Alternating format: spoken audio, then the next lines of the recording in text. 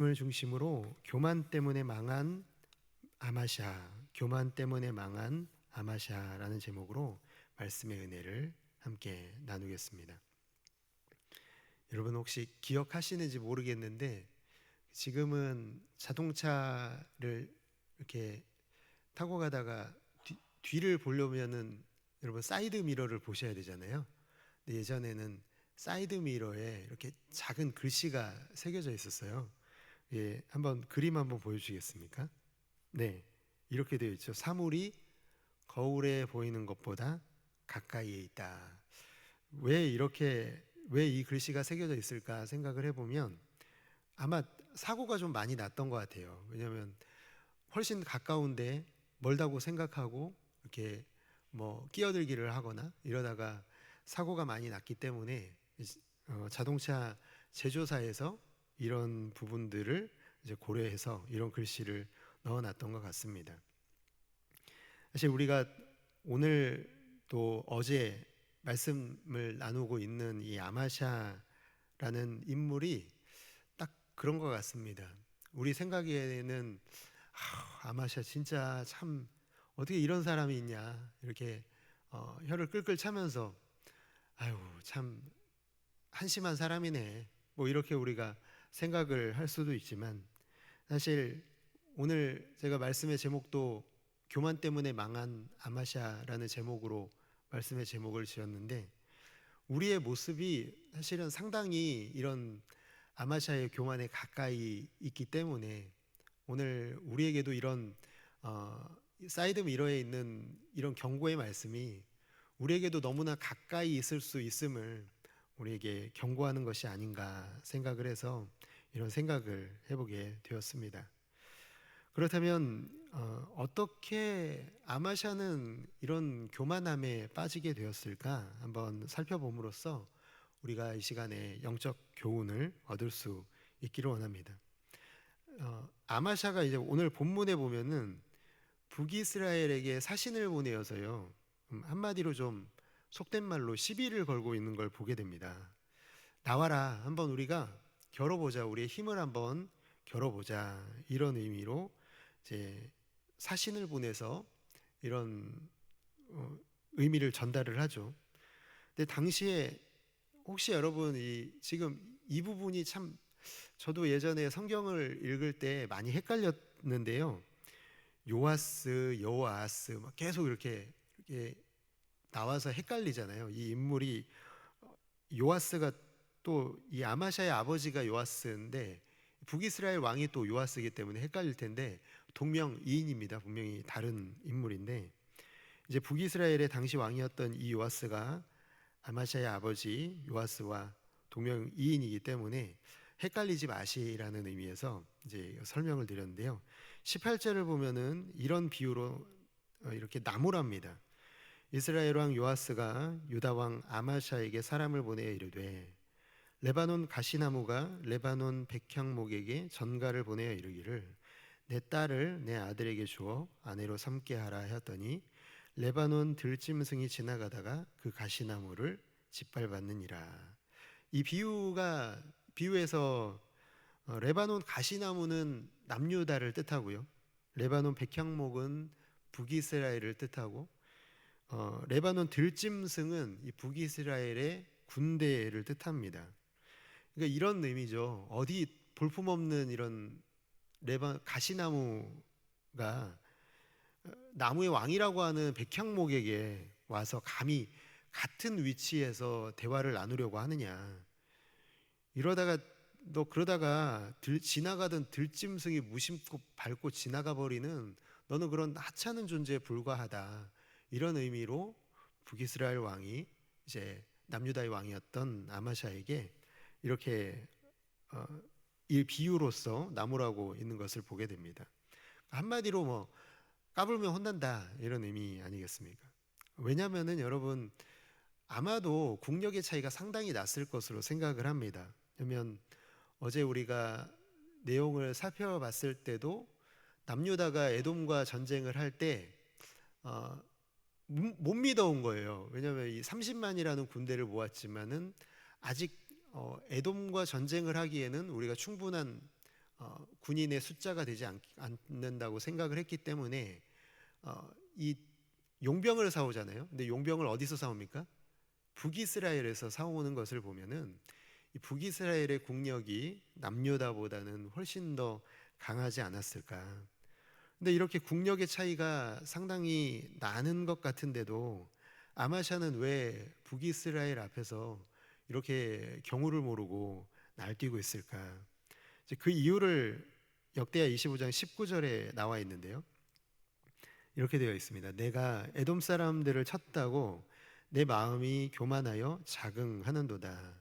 내 궁에나 있으라. 어찌하여 화를 자초하여 너와 유다가 함께 망하고자 하느냐 하나. 요아스가 에돔을 이겼기 때문에요, 아마샤의 마음이 교만해졌음을 지적하고 있는 것입니다. 제가 요즘에 여러분 그 AI 많이들 사용하더라고요. 뭐 챗 GPT 같은 프로그램들 사용하는데, 저도 이런 AI 프로그램을 좀 이용할 기회가 있어서 얻게 되었습니다. 1년에 30만 원이나 되는 이 프로그램을 제가 뭐 산 건 아니고요. 프로모션을 어떻게 이렇게 했는데 돼가지고 이 AI 프로그램을 이용할 수가 있게 됐습니다. 그래서 제가 AI에게 한번 물어봤거든요. 저도 좀 궁금해가지고, 야, 네가 사탄이라면 어떻게 그리스도의 믿음을 흔들 거니? 이렇게 AI한테 물어봤더니 AI가 뭐라고 그러냐면요, 그 중에 영적 교만으로 그리스도인의 믿음을 흔들 수 있다, 이렇게 얘기를 하더라고요.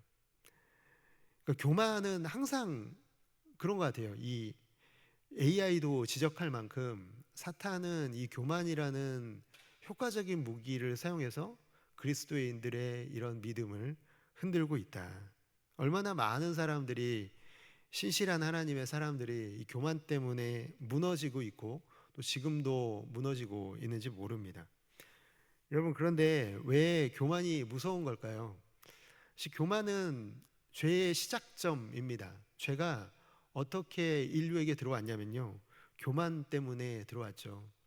사단이요, 원래는 하나님의 천사였는데 왜 그가 하늘에서 쫓겨났습니까? 네, 교만했기 때문에 그렇습니다.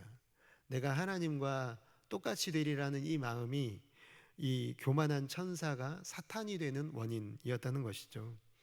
하와를 통해 들어온 죄도 왜 들어왔습니까? 뱀이 뭐라고 유혹을 하죠? 너도 하나님처럼 될 수 있다라는 이 교만. 이 교만의 유혹에, 뱀의 유혹에 이 하와가 넘어간 것이죠. 교만은 이런 겁니다. 내 위에 아무도 없는 거예요. 내 위에 하나님이 계셔야 되는데, 하나님이 계셔야 될 그 자리에 내가 있는 게 교만 아니겠습니까? 하나님이 내 위에 없으니까요, 아무것도 두려워하지 않는 거예요. 하나님도 두려워하지 않고, 뭐 하나님을 두려워하지 않으니까 누구를 두려워하겠습니까? 제어 장치가 아무것도 없는 거죠.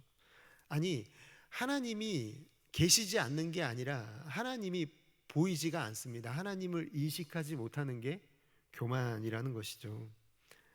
여러분, 오늘 우리가 아마샤에 대한 이 본문을 읽으면서요, 갑자기 교만해진 게 아니에요. 오늘 우리가 읽은 이 본문 때문에 교만해진 게 아니에요. 그 전부터 그는 계속해서 교만함이 드러나고 있는 것을 보게 됩니다.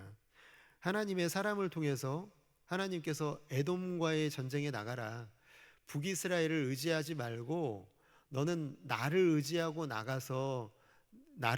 나가면 내가 너를 승리하게 할 것이다, 그렇게 약속하셨잖아요. 근데 에돔과의 전쟁에서 이겼어요. 하나님이 이기게 해 주셨죠. 그렇게 전쟁에서 이겼으면 어떻게 해야 됩니까?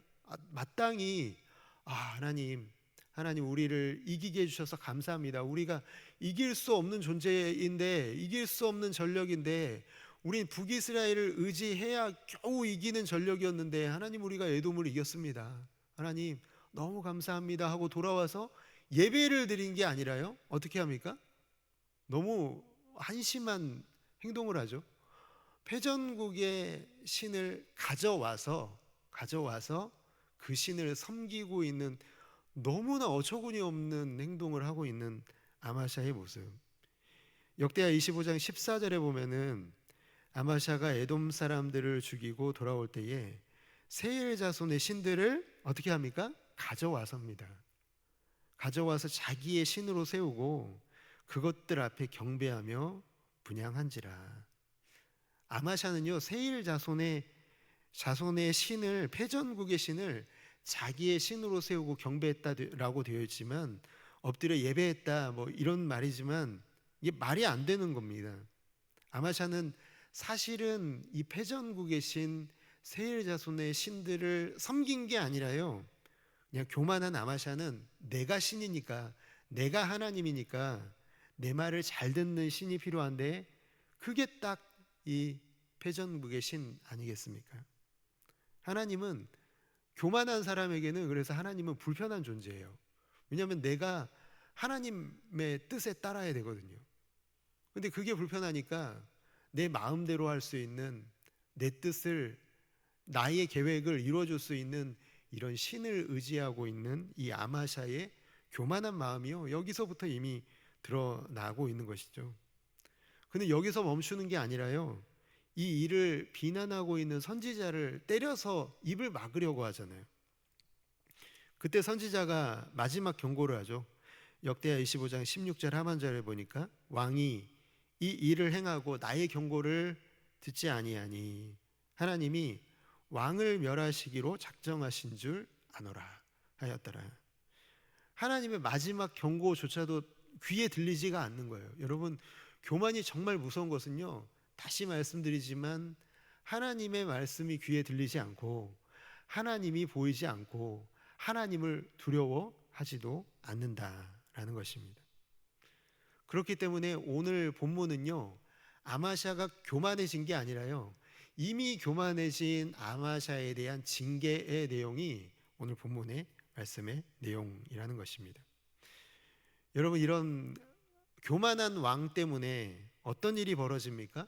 당연하게도 하나님께서 이 징계를 내리신 것처럼요, 그 징계는 그대로 성취되어서요, 남유다는 패하고 나라의 재산을 다 뺏기고 많은 사람들이 포로가 되어 끌려가고요, 아마샤 본인 자신도 포로가 되었다가 풀려나지만 결국에는 그는 또 그의 아버지 요아스의 최후와 같이 자신의 신하들이 반역해서 죽임을 당하는 비참한 최후를 당하게 됩니다. 정말 치욕적이지 않습니까?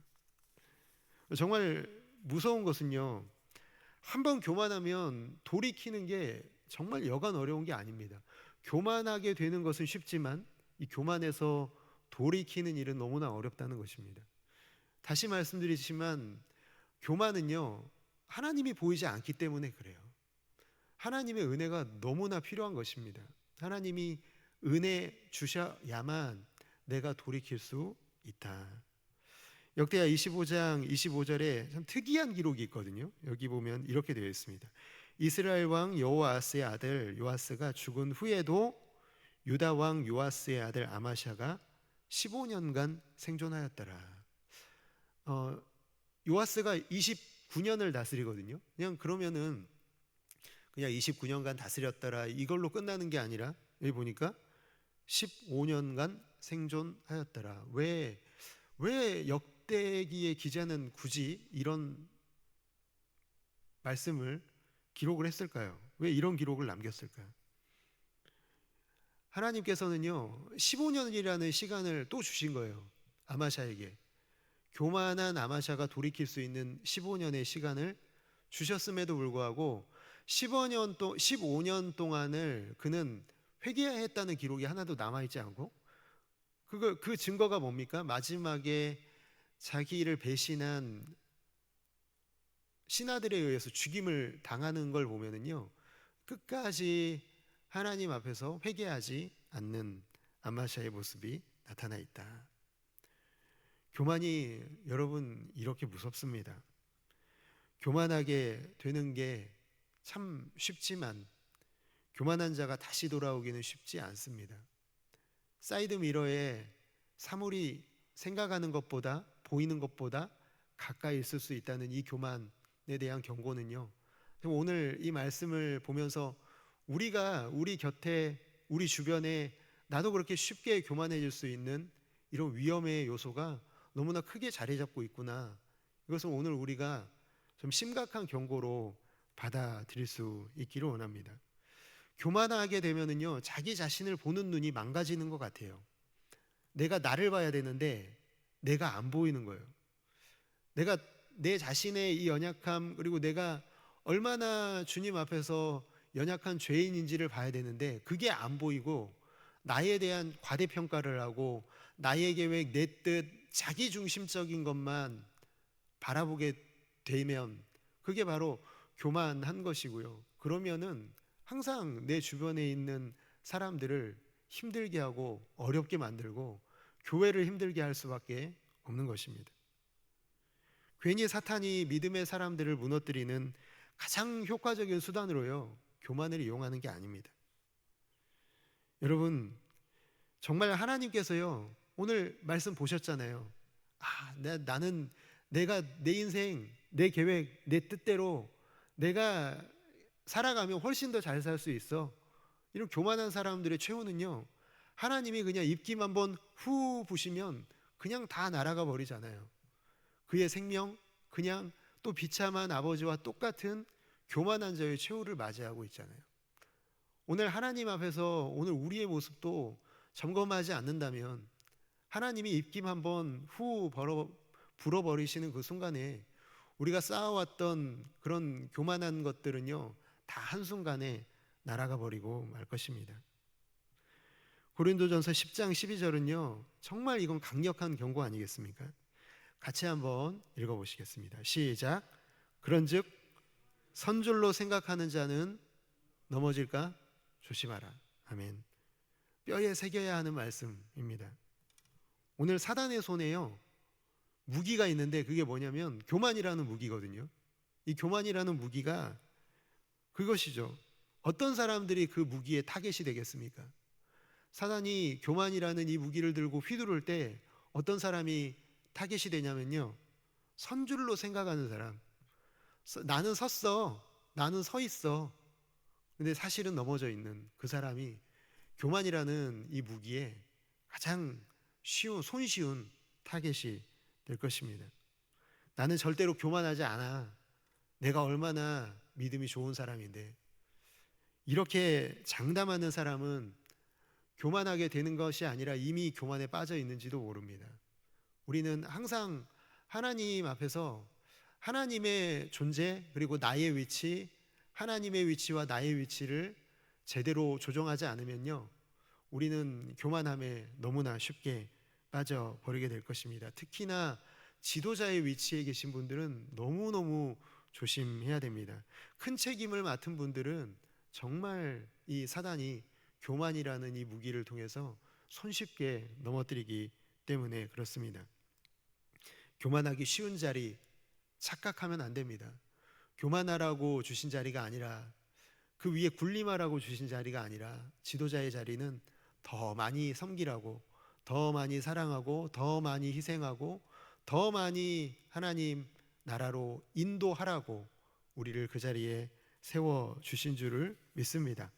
바라기는 우리 모든 새벽 가족들이 오늘도 하나님 앞에 겸손하여서 교만한 자리에서 떠나서 항상 교만함에 넘어지지 아니하고 선줄로 생각하는 그것이 아니라 넘어질까 조심하는 마음으로 교만하지 아니하여서 오직 하나님의 뜻을 구하며 그 뜻을 이루며 살아가기를 소원하는 모든 사랑하는 새벽 가족들 다 되시기를 주님의 이름으로 축복합니다.